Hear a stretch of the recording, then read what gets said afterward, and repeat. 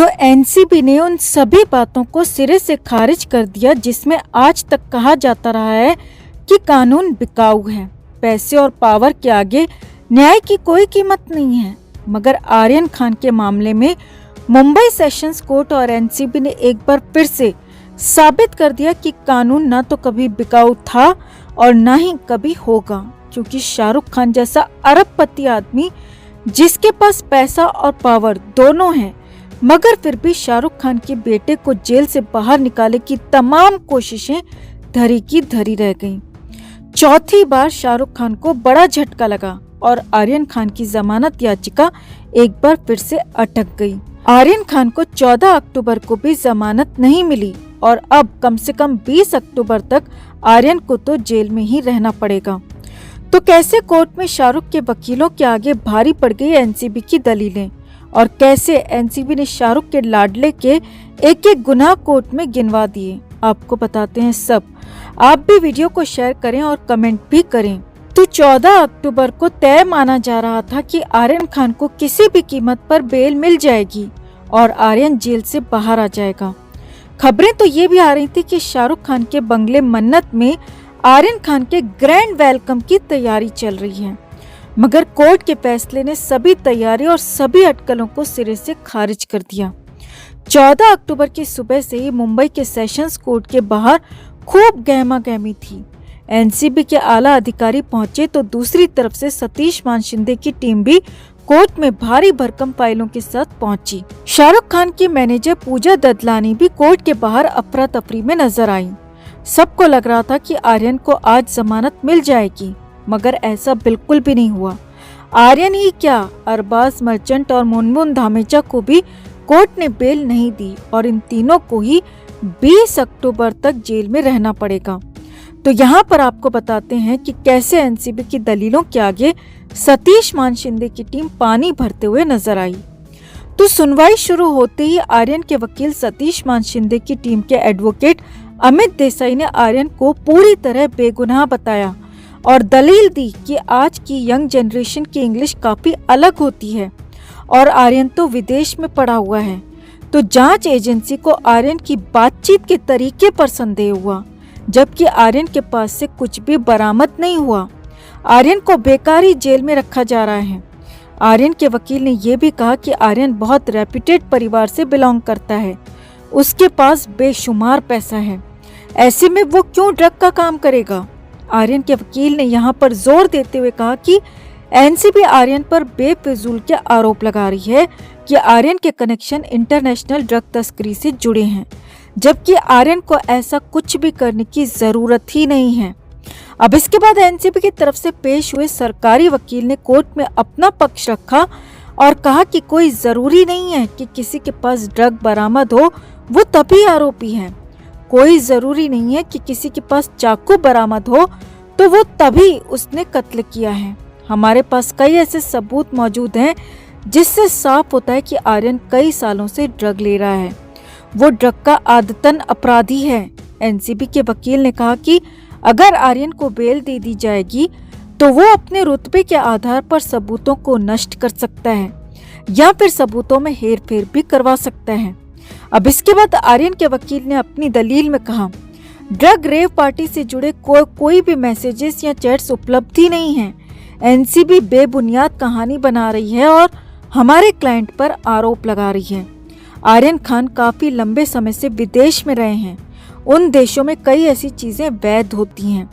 मुझे नहीं पता कि ये किस तरह की चैट है। इस मामले में मुझे साजिश और अटकलों की संभावना ज्यादा लग रही है। आर्यन के वकील ने कहा, अपराध का अनुमान लगाना सेक्शन 35 ट्रायल के समय तो लागू किया जा सकता है, मगर जमानत के वक्त नहीं। कई सारी चीजों को दूसरी स्टेज पर देखा जाएगा। मैं किसी को बरी करने के लिए नहीं कह रहा, मैं सिर्फ बेल देने के लिए कह रहा हूँ। अब इसके बाद एनसीबी की तरफ से अपना पक्ष रखते हुए सरकारी वकील ने कहा, बात सिर्फ आर्यन खान, अरबाज मर्चेंट या फिर मुनमुन धामेचा की बेल की नहीं है। हमारे लिए आर्यन खान, अरबाज और मुनमुन धामेचा एक समान अपराधी हैं। यहाँ पर बात ड्रग्स की हो रही है जो कि देश की युवा पीढ़ी को नशे की गर्त में डाल रही है और बर्बाद कर रही है। अगर आज आर्यन समेत इन तीनों को बेल मिलती है तो लोगों को लगेगा कि ड्रग को लेकर हमारा कानून बहुत लचीला है। लोग आर्यन की बेल को नजीर की तरह पेश करेंगे और फिर ड्रग के गंदे धंधे को रोक पाना किसी भी एजेंसी के लिए कभी संभव नहीं हो पाएगा। इसलिए हम कोर्ट से गुजारिश करते हैं कि आर्यन समेत तीनों आरोपियों को जमानत ना दी जाए। अब कोर्ट में इसी तरह से दोनों तरफ से आर्गुमेंट्स होते रहे। लंच से पहले और लंच के बाद भी दोनों पक्षों की दलीलें चलती रहीं। इसके बाद कोर्ट ने साफ कहा, हम आज तो जमानत नहीं दे सकते। हाँ, इतना जरूर कर सकते हैं कि जमानत की सुनवाई 20 तारीख तक के लिए एक्सटेंड कर दी जाए। कोर्ट ने कहा, हम जमानत के फैसले को फिलहाल सुरक्षित रख रहे हैं और 20 अक्टूबर को इस मामले में सुनवाई की जाएगी। तब तक तीनों ही आरोपियों को जेल में रहना पड़ेगा। अब कोर्ट के इस फैसले से एनसीबी तो काफी संतुष्ट नजर आई, मगर आर्यन के वकीलों के चेहरों का रंग बुरी तरह उड़ गया, क्योंकि अब 19 अक्टूबर तक कोर्ट की छुट्टी है और अब आर्यन खान को 20 तारीख तक यानी कि 6 दिन और जेल में ही सड़ना पड़ेगा। एनसीबी की दलीलों के आगे सतीश मान शिंदे की टीम की एक भी नहीं चली और वहीं मन्नत में आर्यन की ग्रैंड वेलकम की जो तैयारियां चल रही थी वो भी धरी की धरी रह गई। तो एनसीबी की दलीलों पर, कोर्ट के फैसले पर आपका क्या कहना है दोस्तों?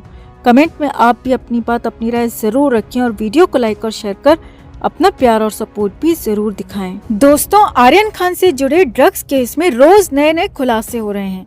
एनसीबी हर रोज नए नए कनेक्शंस और खुलासे कर रही है। अब आर्यन केस में एक नया और बड़ा खुलासा हुआ है जो सुशांत केस से भी पर्दा हटाने में काफी मददगार साबित होगा। बताते हैं आपको सब कुछ। आप भी वीडियो को लाइक और शेयर कर अपना प्यार और सपोर्ट जरूर दिखाएं और कमेंट में अपनी बात, अपनी राय भी जरूर रखें। तो ड्रग्स नगरी मुंबई में उथल पथल मची है। चारों तरफ हड़कंप मचा है। पूरे बॉलीवुड में सन्नाटा पसरा है। जहां कभी रोल, कैमरा, एक्शन और कट जैसे शब्द गूंजते थे, आजकल क्रूज, पार्टी, आर्यन और ड्रग्स की आवाज कानों में आ रही है। आर्यन ड्रग्स केस में रोज नए नए खुलासे हो रहे हैं। हर रोज एनसीबी परत दर परत छिलका उतार रही है और जैसे जैसे अंदर जा रही है, ड्रग्स और सिर्फ ड्रग्स मिल रहा है और वो लोग मिल रहे हैं जिनका किसी न किसी तरह से ड्रग्स से संबंध रहा है। एक एक करके गुनहगार और काले चेहरे बेनकाब हो रहे हैं। जब से आर्यन खान ड्रग्स मामले में आरोपी बने हैं, तब से बेचारे शाहरुख खान की कुंडली में शनिवार कुंडली मारकर बैठ गया है और मंगल भी टेढ़ा नजर आ रहा है। किंग खान कंगाल खान बन गए हैं। रईस खान फकीर की तरह बेटे की रिहाई के लिए झोली फैलाए घूम रहे हैं। लेकिन अब मामला और पेचीदा हो गया है दोस्तों। अब तो सीधे तौर पर शाहरुख खान के ड्राइवर का नाम सामने आ गया है। एनसीबी ने शाहरुख खान के ड्राइवर से पूछताछ की है और उसने जो बयान दिया है उससे शाहरुख खान की मुश्किलें बढ़ सकती हैं। यही ड्राइवर आर्यन को मन्नत से पोर्ट पर लेकर गया था। एनसीबी ये जानने की कोशिश कर रही है कि आर्यन रास्ते में कहां-कहां रुका था और क्या-क्या किया था। ड्राइवर वो सब कुछ बता रहा है जो घटनाएं हुई थीं। वहीं दूसरी तरफ एनसीबी ने एक ऐसे ठिकाने पर छापेमारी की जिसका नाम सुशांत केस में काफी उछला था, लेकिन बच गया था। अब पूछताछ में आर्यन ने उसका नाम उगल दिया और एनसीबी ने तुरंत कार्रवाई करते हुए उसके ठिकाने पर छापेमारी की।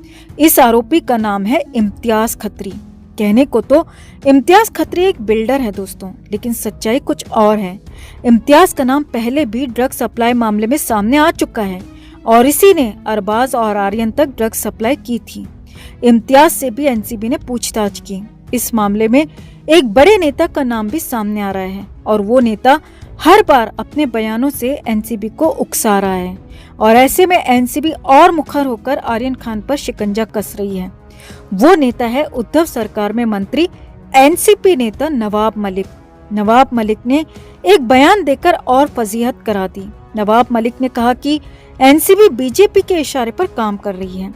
क्रूज से 11 लोगों को पकड़ा गया था, लेकिन 3 लोगों को छोड़ दिया गया जो बीजेपी के नेता और कार्यकर्ता थे। इस पर एनसीबी ने प्रेस कॉन्फ्रेंस की, जहां एनसीबी के जोनल डायरेक्टर समीर वानखेड़े भी मौजूद रहे। एनसीबी ने साफ कहा कि जांच निष्पक्ष और सबूतों के आधार पर की जा रही है। साथ ही एनसीबी ने एक वीडियो जारी किया जिसमें साफ देखा जा सकता है कि क्रूज पर सैनिटरी पैड में ड्रग की गोलियां पाई गई हैं। तो नवाब मलिक साहब, अपने बयानों से क्यों शाहरुख और आर्यन को और दलदल में धकेल रहे हो? क्यों और फंसा रहे हो? आखिर किस जन का बदला निकाल रहे हो? अब आर्यन ने कबूल भी कर लिया है कि वो ड्रग्स लेता है। उस दिन भी उसकी ड्रग्स लेने की तैयारी थी, लेकिन तब तक एनसीबी ने उसे दबोच लिया। नवाब मलिक साहब, एक सवाल और कि जब एनसीबी बीजेपी नेताओं को छोड़ रही थी तो महाराष्ट्र में आपकी सरकार है, आप उन्हें गिरफ्तार करा देते, लेकिन नहीं, आपको तो सिर्फ हिंदू मुसलमान करना है। क्या गिरफ्तार लोगों में सिर्फ आर्यन हैं या सिर्फ मुसलमान हैं? जो भी उस केस में आरोपी हैं, जिनका भी नाम उस केस में सामने आया है, एनसीबी ने उन सबको गिरफ्तार किया है। तो सिर्फ आर्यन और शाहरुख से इतनी मोहब्बत क्यों?